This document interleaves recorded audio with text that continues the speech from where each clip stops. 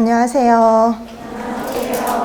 네, 만나서 반갑습니다. 여러분들과 식품위생 단체급식 모의고사를 진행해 나갈 김지연입니다. 자, 이제 우리가 이론과 그다음에 이제 단원별 문제풀이에 이어서 그다음에 이제 최종 모의고사에 도달을 했는데요. 또 이 최종 모의고사는 그 나름대로의 의미가 있어요. 그래서 단원별 문제풀이 같은 경우에는 우리가 뭐 과목별로 그다음에 이제 단원별로 문제들이 이렇게 나열되어 있다 보니까요.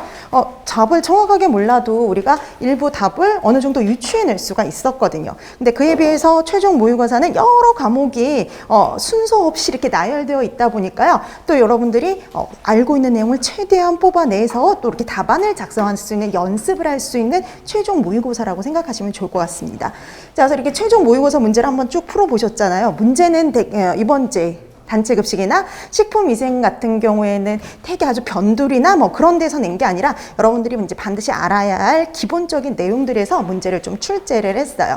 그래서 여러분들이 이제 해가 거듭날수록요, 벌써 우리가 시험을 시작한 지, 영양교사 이제 시험을 본 지가 10년이 넘었잖아요. 그러다 보니까 해가 이제 갈수록 이전에 나오지 않았던 파트라든지 이런 데서 점점 이렇게 문제를 내다 보니까 매번 중요한 데서만 시험 문제가 출제가 되는 게 아니라 별로 우리가 이렇게 중요하다고 생각하지 않았던 파트에서도 시험 문제가 출제가 되고 있죠. 그래서 우리가 뭐 이론에서 하긴 했지만 슬쩍 보고 넘어갔던 이런 파트에서도 시험 문제가 출제가 되고 있어요. 그래서 무조건 중요한 것만 보는 게 아니라 당연히 중요한 데서도 여전히 시험 문제가 나오지만 그 변두리 파트에서도 시험 문제가 충분히 출제가 되고 있으니까 여러분들이 폭넓게, 항상 말씀드리지만 폭넓게 공부해 두시는 게 필요하다라고 생각해 주시면 될 것 같아요. 그 대표적인 문제가 뭐 작년에 출제됐던 부패 생성물과 반응을 연결하는 문제였죠. 그러니까 항상 우리가 중요하게 얘기하는 탄산 반응이나 히스타민 같은 물질도 나왔지만요. 그러니까 우리가 슬쩍 그냥 이론에서 그냥 슬쩍 보고 넘어갔던 뭐 인돌 생성이라든지 그 다음에 이제 뭐 연거루류의 암모니아 생성 같은 이렇게 변두리에서도 이렇게 시험 문제가 출제가 돼요. 그래서 여러분들이 폭넓게 이렇게 얕게 너무 또 문제의 특징이 예전 논술형에 비해서요, 깊이성은 조금 떨어지는 문제들이 좀 나오는 편이에요. 그래서 폭넓게 좀 깊이 너무 깊지 않게 그렇게 공부를 해두시면 될 것 같습니다. 자, 그러면 이제 우리 1회 모의고사 1교시부터 확인을 하는데요. 1교시 문제 중에 1차 시험 2교시 문제 중에요. 3번이 식품위생과 관련된 문제죠. 자, 그럼 이 문제부터. 자, 그래서 우리가 이제 항상 보면은요, 항상 그 이론 시간에, 첫 시간에 정리를 한번 해드리죠. 여태까지 이러한 데서 시험 문제가 출제가 됐습니다. 이렇게 출제된 것들을 이렇게 한번 쭉 설명을 드리는데요. 작년에 안 나왔던 파트가, 작년에는요, 식품과 미생물, 해썹, 그 다음에 감염병과 기생충 파트에서 시험 문제에 출제가 됐죠. 유일하게 안 나왔던 파트가 식중독 파트예요. 그러니까 매년 식중독 파트에서 시험 문제가 출제가 되는데 작년에는 식중독 파트에서 한번 쉬었어요. 그럼 이번에는 식중독에서 나올 가능성이 상당히 높아졌다라고 생각하시면 돼요. 그래서 이제 식중독과 관련된 문제를 출제를 했는데요. 그 중에서 이제 자연독과 관련된 문제를 한 문제 출제를 했습니다.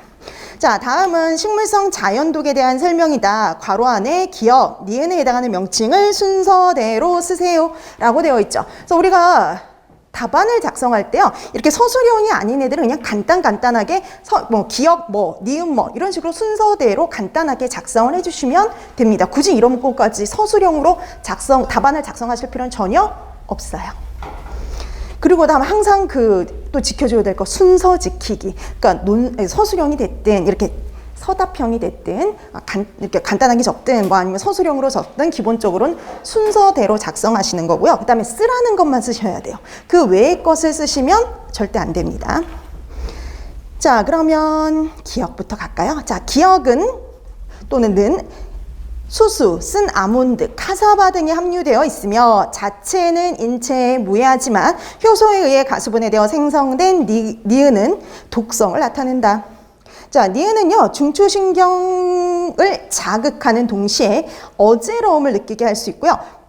혈액 중의 산화, 환원작용을 억제해서 사망에까지 이르게 할 수가 있어요. 자, 그다음에 기억은 식품을 가열해서 가수분해 요소를 불활성화시키거나 아니면 물에 담가 용출시키면요, 니은의 생성을 억제할 수 있다. 이렇게 되어 있네요. 예방법까지 이렇게 쭉 설명이 나와 있는데, 그러면 기억에 들어갈 말로 가장 적절한 것, 그럼 뭐가 들어가야 되냐면 시한배당체죠. 기억은 시한 배당체가 들어가는 게 맞습니다. 아미그달린이 들어가도 안 되고요. 듀린이 들어가도 안 되고요. 왜냐? 거기 나와 있는 원인 식품들을 보면 수수가 나와 있죠. 우리 수수에 들어있는 독성분은 그쵸, 듀린이고요. 그 다음에 두 번째, 쓴아몬드. 쓴아몬드에 들어있는 거는 뭐였냐면 아미그달린이죠. 뭐 아미그달린이 쓴아몬드에도 들어있지만 우리 가장 대표적인 뭐 청매라든지 살구시에도 들어있는 독성분이죠. 자, 그다음에 마지막 카사바. 카사바라든지 버마콩, 오세콩, 뭐 리마콩이라고도 하고 이런 데에 들어있는 건 뭐였냐면 파세오 루나틴. 다른 말로 우리 리나마린 이렇게 얘기하죠. 자, 그래서 각각 들어있는 게 다 달라요. 하지만 얘네들이 공통점이 있었죠. 얘네들은 시한 화합물에다 당이 결합된 다 뭐였냐면 시한 배당체들이었습니다. 그래서 얘네들을 대표할 단어를 써줘야 되니까 여기는 시한 배당체가 들어가는 게 맞겠죠. 그래서 기억은요, 그래서 시한 배당체가 들어가야 돼요. 근데 여러분, 우리 시한 배당체는요, 시한 화합물하고요,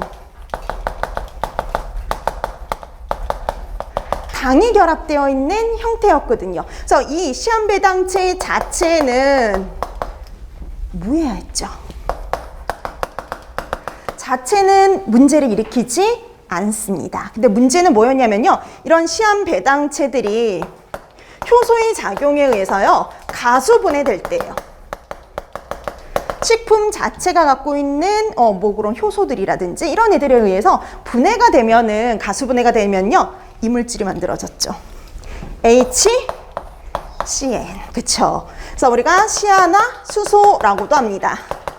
시아나수소, 뭐 일명 청산, 청산가리의 그 청산이었죠. 시아나수소, 뭐 내지는 뭐 사이아나수소 이렇게 말하기도 하는데요. 바로 그래서 니은에 들어갈 거 HCN입니다. HCN이 들어가도 되고 시아나수소, 뭐 내지는 사이아나수소 이렇게 들어가면 되죠. 자, 그래서 이렇게 HCN이 만들어지기 때문에 이 HCN에 의해서 중독 증상이 일어날 수 있다는 거죠. 이거 중독 증상이 이렇게 해서 일어나요. 자, 그래서 우리가 예방을 하기 위해서는 시한배당체가요, 다행히 수용성이에요. 그래서 시한배당체는 수용성이기 때문에 물에 담가서 용출을 시킨다든지, 그 다음에 아니면은요, 이 효소를 제거하면 되는 거죠. 효소를 제거할 수 있는 가장 손쉬운 방법은 가열을 해주는 거죠. 그래서 가열을 해서요, 이런 가수분해 효소를 불활성화시킴으로써요, HN 생성을 아예 막아주는 방법들이라고 보시면 됩니다. 자, 그래서 이렇게 예방법과 같이 이렇게 연결해 두시면 되는 거죠. 그래서 기억은 시한배당체, 니에는 HCN, 내지는 시아나수소 이렇게 들어가면 되겠어요. 자, 그 다음에 우리 쭉쭉쭉 넘어가야 돼요. 전공 A 2교시 문제 중에 12번이요. 쭉 넘어가서 12번에 단체급식 문제가 있습니다. 자, 우리 단체급식 같은 경우에는 이제 단체급식 같은 경우도 뭐 이렇게 좀 덜 나왔던 부분에서 좀 나오는 편이긴 한데요. 좀 나온 지 오래된 파트 중에 하나가 바로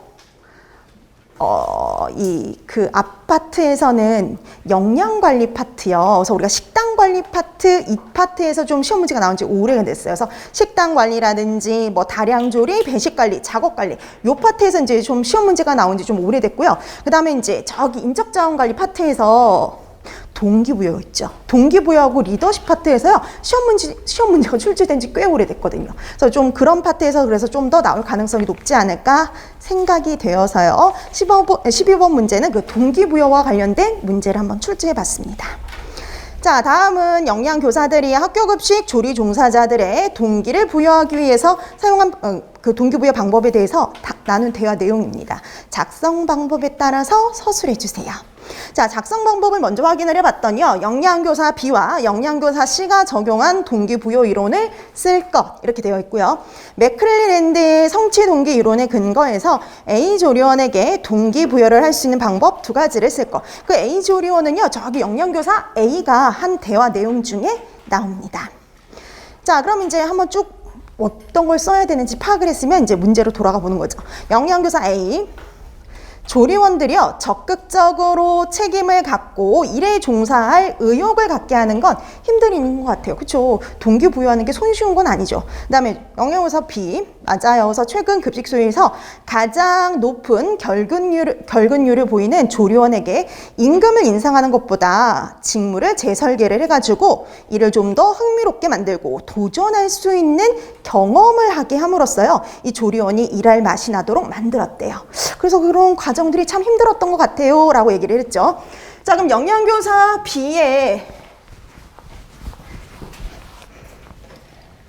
지금 주어진 거를 보면은요, 자, 우선 어떤 사람에게 이제 동기를 부여를 하려고 했냐면요, 특히 우리 급식소에서 결근율이 가장 높은 조리원에게, 조리원에게 동기부여를 하려고 했는데요. 자, 그래서 생각했던 게 처음에는 임금 인상이었어요. 근데 임금 인상을 하기보다는, 단순히 임금 인상을 하기보다는 어떤 방법을 택했냐면은요, 직무를 재설계됩니다. 직무를 재설계해가지고 일 자체에 흥미를 느끼게 하고 어떤 도전할 수 있는 기회를 제공함으로써요, 뭘 했다 그랬어요? 동기부여를 했다. 이렇게 얘기한 거죠. 자, 그럼 이런 영양교사 B가 채택한 동기부여 이론은 그랬거든요. 그래서 임금 인상이 동기부여 요인이 되는 것이 아니라 직무 자체가요, 동기부여 요인이 됐죠. 이게 바로 이게 무슨 이론이었냐면, 그쵸, 허즈버그의 이요인 이론입니다. 자, 그래서 이거 같은 경우에는 허즈버그의 이요인 이론이 되는 거죠.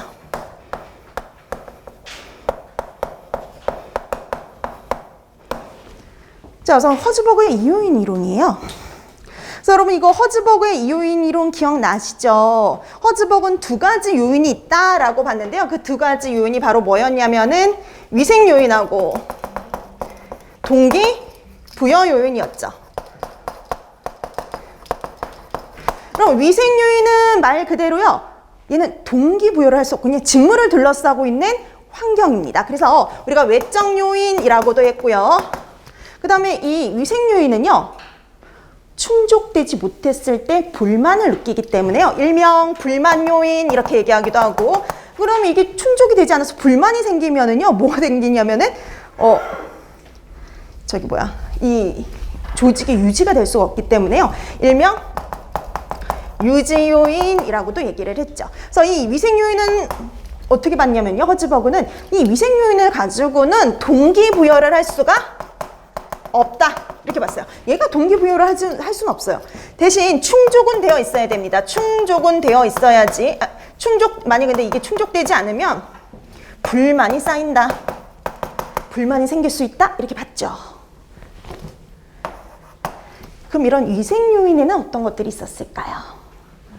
뭐 어떤 기업의 정책이라든지 어떤 작업 조건이라든지 지금처럼 임금, 그다음에 뭐 대인관계, 그다음에 뭐 부하라든지 동료라든지 감독자 같은 이런 것들이 바로 위생 요인이 있죠. 그래서 임금을 인상하는 게 위생 요인이었어요. 이거 동기부여 요인이 아니라 위생 요인이었죠. 그래서 우리가 매슬로우의 욕구 계층 이론과 비교했을 때 얘는 보통 저차원의 욕구에 해당이 됐었어요. 그래서 생리적 욕구, 안전 욕구, 그다음에 사회적 욕구, 얘네들을 합쳐놓은 욕구하고 같았죠. 자, 그에 비해서요, 동기부여 요인은 당연히 동기를 부여할 수 있는 요인이었고요. 그러면 이 동기부여는 일명 내적 요인이라고도 하고, 동기부여가 됨으로써 우리가 직무에 대해 만족감을 느낄 수 있었죠. 그래서 우리가 일명 만족 요인이라고도 얘기를 합니다. 그럼 이런 동기부여 요인이 될 수 있는 애가 바로 직무 자체, 직무에 대한 성취, 그다음에 성취했으면 인정을 받아야죠. 인정받고 승진하고 이런 것들이 여기에 들어갈 수 있죠. 뭐 성장할 수 있는 기회, 뭐 이런 것들, 성장 가능성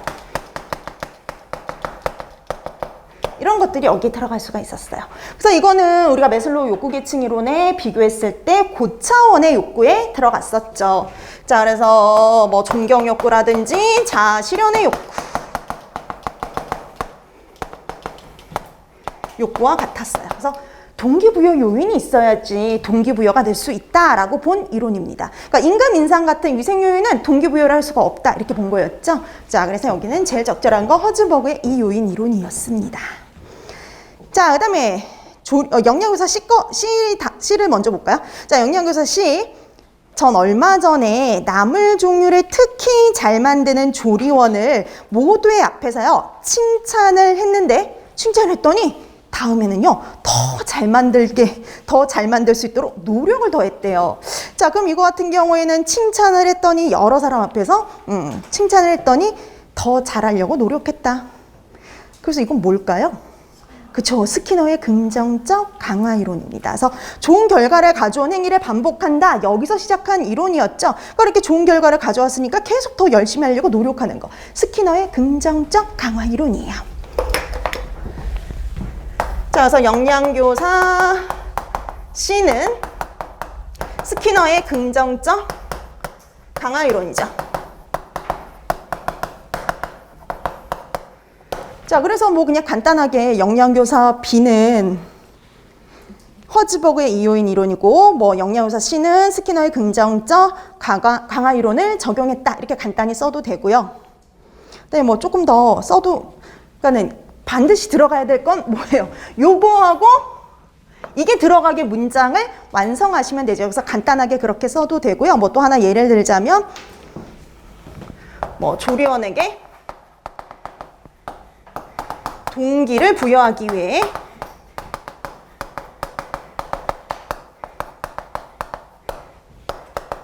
적용한 이론은 영양교사 C의 경우 영양교사 B의 경우 허즈버그의 이 요인 이론이었고요.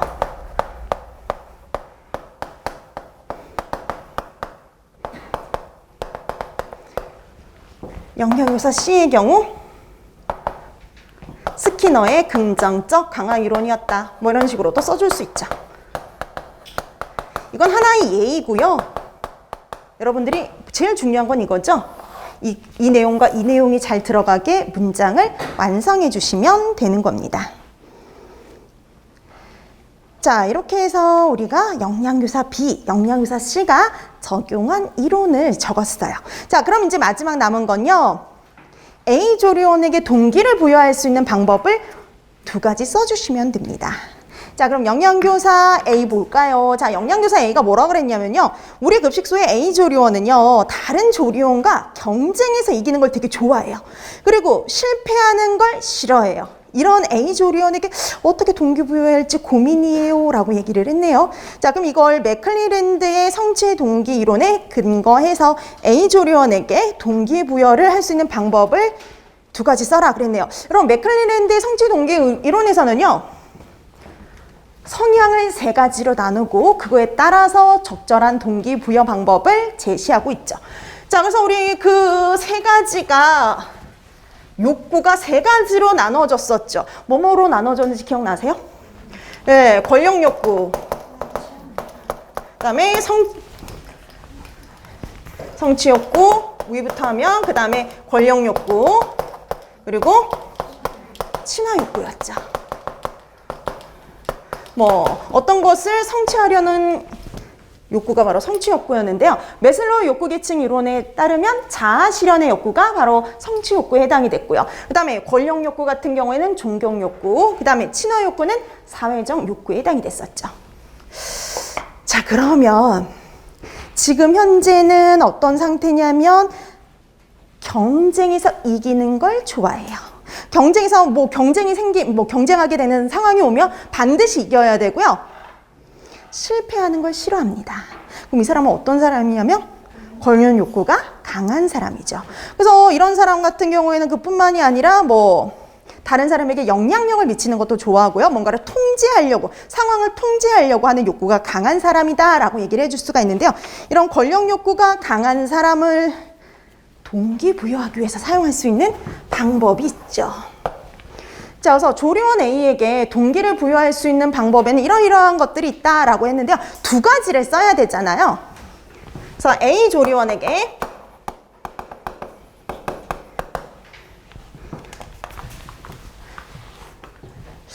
어떻게 하면 동기를 부여할 수 있을까요? 이 사람은 뭔가 통제하고 영향력을 행사하길 좋아하고 내가 뭔가를 하는 걸 좋아하거든요.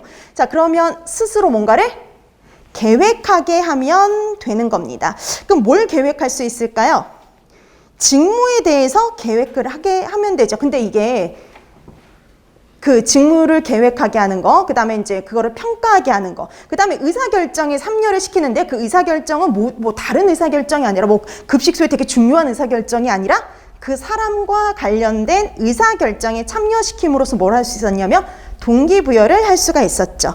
자, 그래서 조리원 A에게 첫째, 스스로 직무를 계획하고 평가하게 함으로써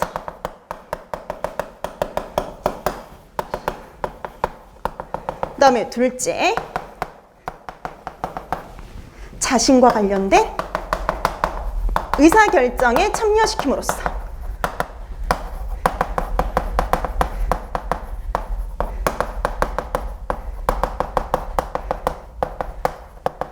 동기를 부여할 수 있다. 이렇게 적어주시면 되죠.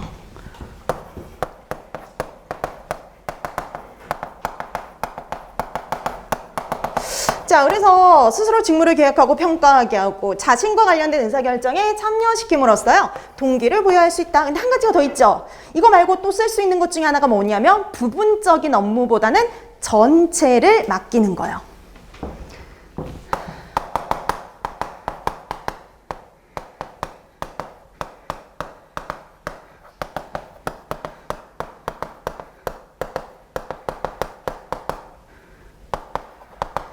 그래서 부분적인 업무보다는요, 전반적인 거를 할 수 있도록 해주는 거. 특히 지역적인 업무보다는 좀 더 넓게, 폭넓게 할 수 있는 그런 업무, 전체를 맡기는 것이 더 동기부여할 수 있는 방법이다라고 얘기를 해줄 수가 있죠. 자, 그래서 그 중에 두 가지, 저 세 가지 중에 두 가지를 쓰시면 맞는 거죠. 그래서 맥클랜드의 성취 동기 이론은 어떤 성향을 보이느냐, 이거에 따라서 동기를 부여하는 방법이 달라지니까요. 그래서 문제를 내기가 좀 더 쉬워요. 네, 그렇게 성향에 따라서 달라지다 보니까 또 이렇게 뭐 그 서술형으로 문제를 낼 때 좀 내기가 쉬워서 이제 나올 가능성이 높죠. 자, 이렇게 해서 맥클랜드의 성취 동기 이론은 어떤 욕구가 강하냐, 이거에 따라서 동기부여할 수 있는 방법들을 연결해 두시면 되겠습니다.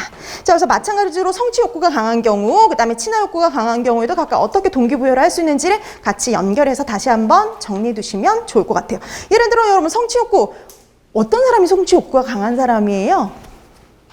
목표지향적이고, 그쵸? 목표지향적이고, 뭔가를 도전하길 원하고, 그 다음 어떤 문제 해결에 어떤 책임감이 있는 이런 사람들이 바로 뭐였냐면 성취 욕구가 강한 사람들이었죠. 그래서 성취 욕구가 강한 사람들은 어떻게 함으로써 동기부여가 가능했어요?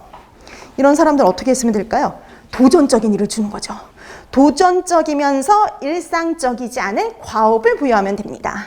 그다음 피드백 해주는 거 되게 중요하거든요. 신속하고 자주 피드백을 제공하는 거. 이렇게 함으로써 동기부여가 가능했죠. 자, 그다음 이런 사람도 있어요. 일 자체보다는요, 다른 사람의 관계에서 만족감을 느끼는 사람들이 있어요. 그리고 다른 사람으로부터 사랑을 받길 원하는 사람, 그런 경우가 사회적 욕구가 강한 경우죠. 그런 경우에 우리가 어떻게 하면 동기부여할 수 있었냐? 열심히 뭐 해주면 돼요? 칭찬, 그쵸? 칭찬과 인정을 많이 해줌으로써 동기부여를 할 수가 있었죠. 자, 그래서 이렇게 동기부여할 수 있는 것들을 이렇게 생각해 두시면 되겠습니다. 자, 그럼 이제 우리가 3교시 전공 B로 들어가 볼까요? 자, 3교시 전공 B로 들어가면 이번에요, 식품 위생 문제가 있어요. 그래서 이번에 왜 이제 식중독에서 한 번씩 다 시험 문제를 한 번씩 낼 건데요. 이번 1회 때는 자연독하고 화학성 식중독에서 문제를 출제를 했습니다. 자, 2번을 보시면 우리 화학성 식중독과 관련해서는요, 식품 안전사고와 관련된 것들이 좀 많았죠. 자, 그럼 2번은 그거와 관련된 문제인데요. 유해화학 물질과 관련하여 발생한 식품 안전사고에 대한 설명입니다. 가와 나에 해당하는 유해 물질의 명칭을 순서대로 써주세요 라고 되어 있네요. 자, 가를 먼저 보니까 가는요, 1968년 일본의 서부지방에서 쌀기름의 탈취 공정에 열매체로 사용했던 유해물질이 새어나와서요, 우연이었어요. 정말 우연히 새어나와서 오염된 쌀기름을 사람들이 섭취해서요, 한 1,400여 명에게 피해를 입힌 큰 사건이 있었죠. 그럼 이렇게 쌀기름이 뭐예요, 여러분? 미각류죠. 그래서 미각류의 열매체로 사용해서 문제가 됐던 물질 PCB, 그렇죠? 자, 그래서 가는요, PCB가 들어가면 돼요.